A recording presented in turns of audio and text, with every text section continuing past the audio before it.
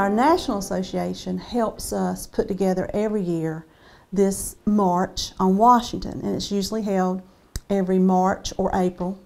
And what we do is they coordinate this for a visit that we make actually to members of Congress. What we always do is we bring to them figures that show, we bring them documentation that show how much home health has made a difference or hospice has made a difference in a patient's life, how much it saves Medicare money to keep the patient at home.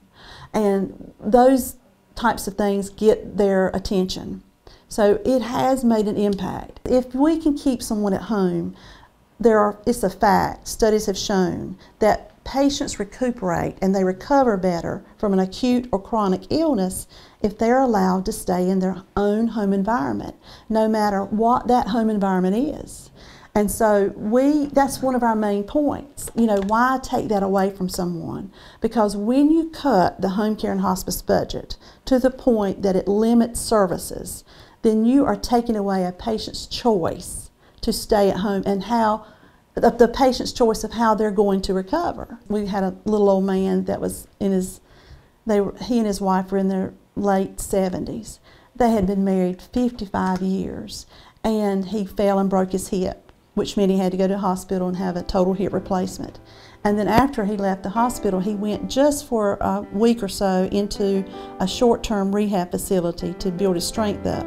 But he came home after that, because that's where he wanted to go, to be back with his wife, because they had never, in all the years they'd been married, ever spent a night apart away from one another until he fell and had to go into the hospital.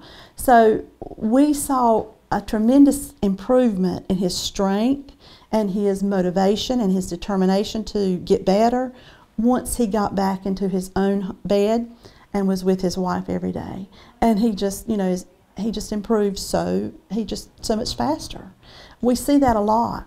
I mean, people get depressed when they're not allowed to be at home, when they're brought into an unknown environment, that it affects their health as a whole. So that's what we try to emphasize is, you know, home care and hospice is one of the few industries left where you treat the patient as a whole and you truly can make a difference in someone's life.